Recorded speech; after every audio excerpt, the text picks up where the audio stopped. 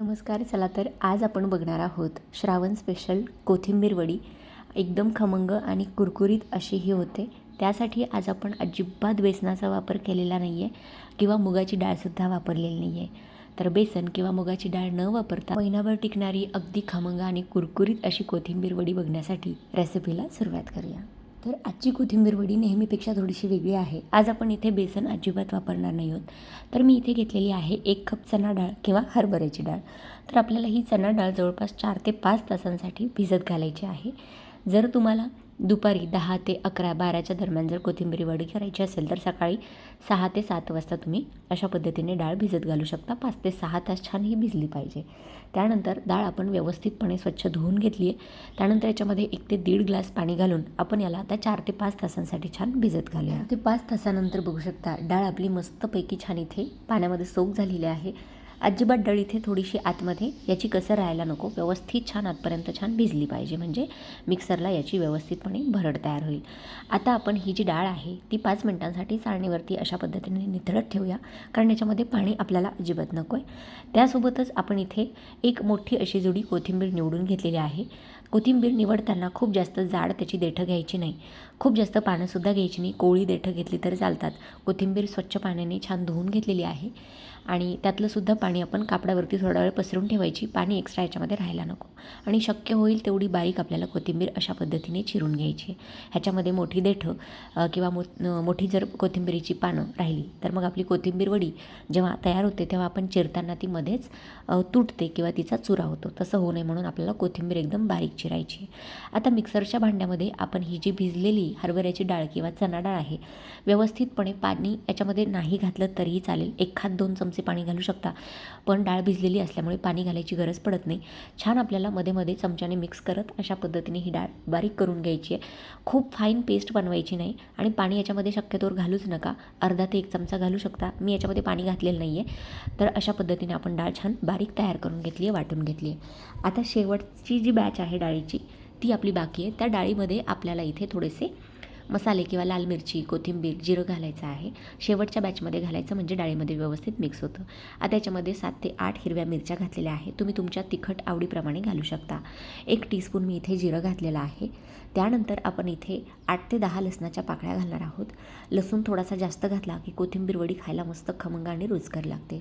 त्यासोबतच आपण इथे अर्धा इंच आल्याचा तुकडासुद्धा घालणार आहोत. त्यासोबतच थोडीशी आपण इथे चिरलेली बारीक कोथिंबीरसुद्धा घातलेली आहे. आता परत एकदा पाणी न घालताच आपल्याला हे छान मस्त ग्राइंड करून घ्यायचं आहे. ह्याच्यामध्ये थोडीशी 1-2 तुकडे हरभऱ्याची चणा डाळीचे तुकडे राहतात, तर त्यासाठी आपल्याला व्यवस्थितपणे याला ग्राइंड करून घ्यायचं आहे. आता जी आधी आपण डाळ बारीक किंवा वाटून घेतलेली होती त्यामध्ये हे सगळं मिश्रण घालायचं आहे, म्हणजे डाळीमध्ये व्यवस्थित छान हे मिक्स होतं. आता आपल्याला कोथिंबीर वडी अजून जास्त कुरकुरीत आणि खमंग बनवण्यासाठी याच्यामध्ये काही पिठं घालायची आहेत. ती म्हणजे मी इथे 3 ते 4 चमचे घेतले तांदळाचं पीठ. त्यानंतर काही आपण सुके मसाले इथे घालणार आहोत. ते म्हणजे 2 चमचे मी लाल मिरची पावडर, 1 चमचा धनेपूड, 1 चमचा जिरेपूड आणि पाव चमचा हळद घातलेली आहे. तिखट तुम्ही तुमच्या आवडीप्रमाणे करू शकता. त्यानंतर अर्धा टीस्पून मी इथे ओवासुद्धा घेतलेला आहे. त्यासोबतच आपण इथे 2 चिमूट हिंगसुद्धा घालणार आहोत आणि 3 ते 4 चमचे आपण इथे पांढरे तीळसुद्धा घातलेले आहेत आणि 1 चमचाभर तीळ मी बाजूला ठेवलेत, नंतर आपण गार्निशिंगसाठी वापरणार आहोत. चवीनुसार इथे मीठसुद्धा घातलेलं आहे 1 ते 1.5 टीस्पून. आता आपण ही जी कोथिंबीर वडी आहे घशामध्ये जी अडकायला नको म्हणून इथे 2 चमचे तेलसुद्धा घातलेलं आहे. तेल घातल्यामुळे कोथिंबीर वडी खाताना खूप जास्त कोरडी लागत नाही आणि घशामध्ये अडकत नाही. आता आपण इथे जी कोथिंबीर बारीक चिरून घेतलेली होती ती जवळपास 1 अख्खा बाउल भरून होती, तीसुद्धा याच्यामध्ये घातलेली आहे. पाणी याच्यामध्ये घालायची अजिबात गरज पडत नाही. हवं असल्यास एखादा चमचा पाणी घालू शकता, पण चणा डाळ किंवा हरभऱ्याची डाळ व्यवस्थितपणे भिजलेली होती त्यामुळे याच्यामध्ये पाणी अजिबात घालायची गरज पडत नाही. तर अशा पद्धतीने बघू शकता मस्त घट्टसर आपलं हे कोथिंबीर वडीचं मिश्रण इथे तयार झालं आहे. हाताला थोडंसं तेल किंवा पाण्याचा हात लावून आपण याचे मस्तपैकी लांबट असे रोल तयार करून घेणार आहोत, म्हणजे आपल्याला वाफवायला ते सोपे पडतील.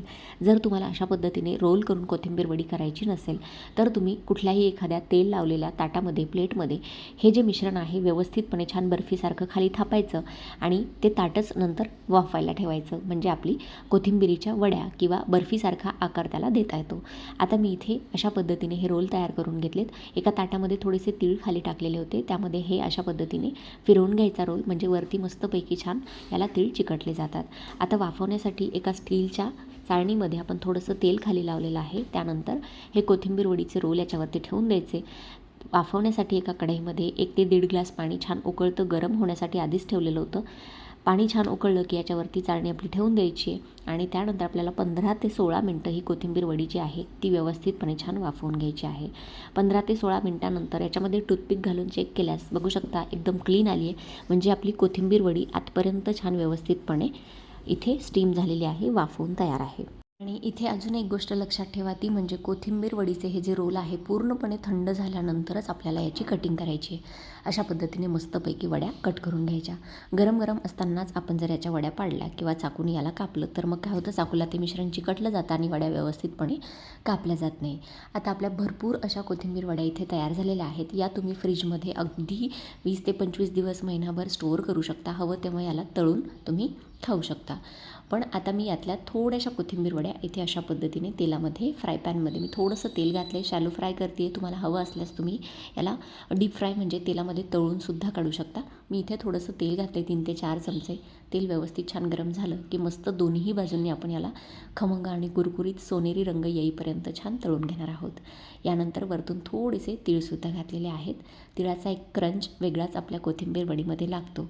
तर अशा पद्धतीने आज आपण इथे अजिबात बेसन किंवा मुगाच्या डाळीचं पीठ न वापरता एकदम सोप्या पद्धतीने ही जी चणा डाळ भिजवून तयार केलेली कोथिंबीर वडीची रेसिपी आहे ती बघितलेली आहे.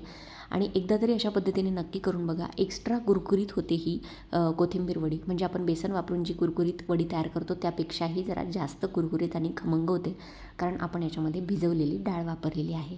तर अशा पद्धतीने या कोथिंबीर वडीची रेसिपी एकदा नक्की ट्राय करून बघा. आता बाजारामध्ये एकदम स्वस्त अशी कोथिंबीर वडी मिळते आहे मंडळी. तर नक्की एकदा ही रेसिपी ट्राय करून बघा आणि मला कमेंट सेक्शनमध्ये सांगा की आजची रेसिपी कशी वाटली. कोथिंबीर वडी बघू शकता अजिबात कुठेही तेलकट झालेली नाही आहे आणि एकदम खमंग आणि कुरकुरीत झाली आहे. तर रेसिपी ट्राय करा आणि मला कमेंट सेक्शनमध्ये सांगा आजचा व्हिडिओची रेसिपी कशी वाटली. रेसिपी आवडली असल्यास व्हिडिओला लाईक, शेअर आणि आपल्या चविष्ट महाराष्ट्र या मराठी यूट्यूब चॅनलला सबस्क्राईब करायला सुद्धा विसरू नका.